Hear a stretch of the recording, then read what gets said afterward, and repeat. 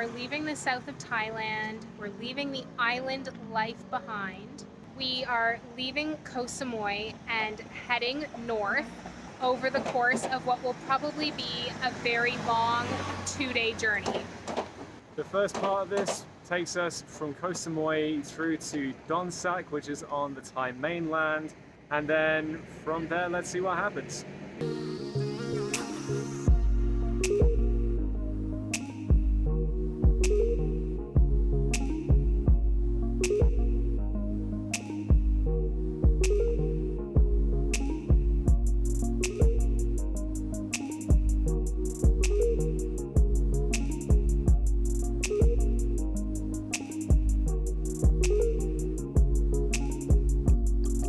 This ferry crossing has taken about an hour and a half. We are just pulling into Donsak, and we've been told that we need to go and get a ticket so we can get on our bus to Bangkok. So I guess that will be our first order of business as soon as we get off the ferry. Fingers crossed it's easy.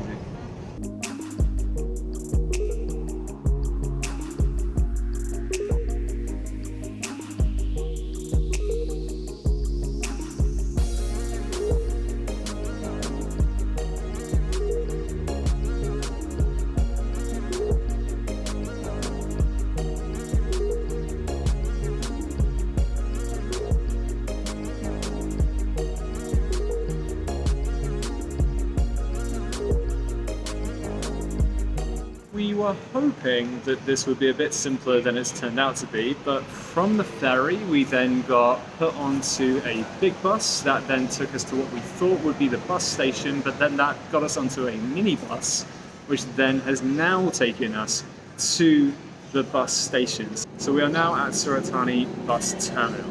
We were then directed to the ticket counter to then pick up our bus tickets, which will then take us on to Bangkok. And that has all turned out just about fine, but the bus isn't for another hour yet, so we are just gonna chill here for a bit. It does feel a little bit like we were on the main quest when we got off the ferry. We've then been taken on a couple of side quests that we had to complete, and now we're back onto the main quest again to get us to Bangkok, but it seems to have been very much par for the course. Everything was taken care of, we were appropriately ferried to all of the right bits, and we haven't been charged any extra yet. So, assuming that this is all meant to be happening so far.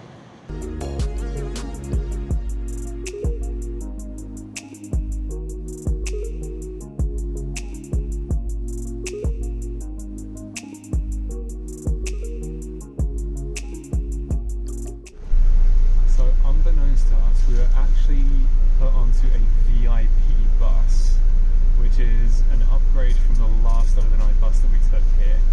And with that comes a few extras that we didn't get the last time. So we have a blanket, but also a little pillow. And they've also given us free water, a carrot and orange juice, and some biscuits. All of this coupled with an extra footrest as well as way more leg room than the last time, and this should hopefully be quite a comfortable ride. Okay, check out the footrest.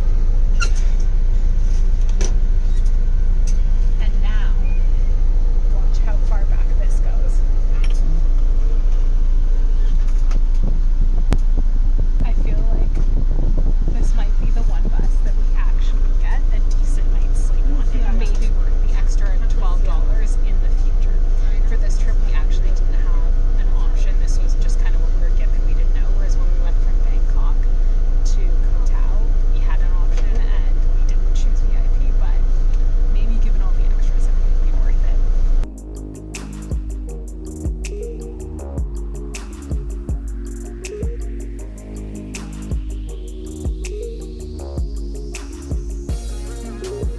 It is just coming up on 5:45 in the morning, and we've arrived in Bangkok probably about 15 minutes ago. The bus journey was pretty much as efficient as it has been with most of the transport that we've taken in this country. Like, everything's run extremely on time, and you definitely left and arrived exactly as designated, which is really credit to them. In terms of the bus service itself, pretty smooth. There was no obvious stops or anything like that, and basically as soon as you got on, they shut the lights down so you could get some sleep. In terms of the sleep that we got, it was definitely more comfortable a bus journey, which was great. I feel like I got a good few hours in. It was relatively broken up into a few sections, but definitely the best sleep that I've had on a bus so far. I think that's definitely down to the fact that you could recline and also the additional amenities that you got there.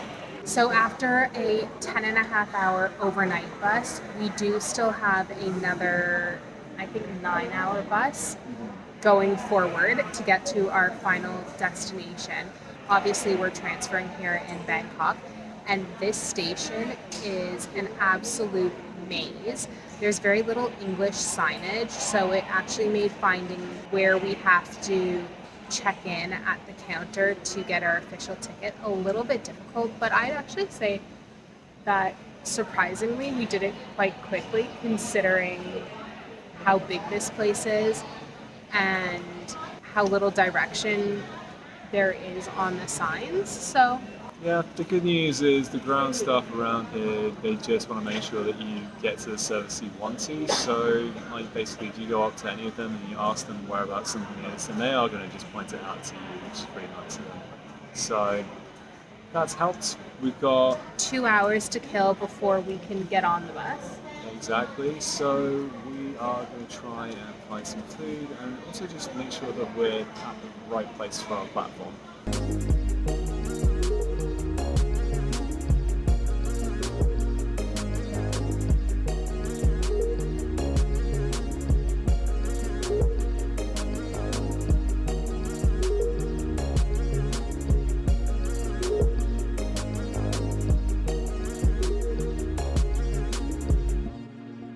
We've been on the bus for about 4 hours now, and we've just stopped off for what turns out to be a free lunch, which was included in the cost of the ticket.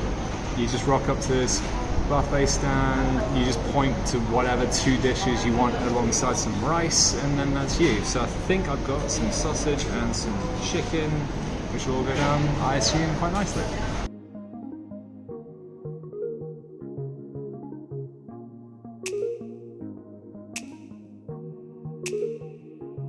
After 10 hours on another bus, we have finally made it to our end destination of Chiang Mai! We're now in a tuk-tuk and he's taking us to our hotel and we cannot wait to get there.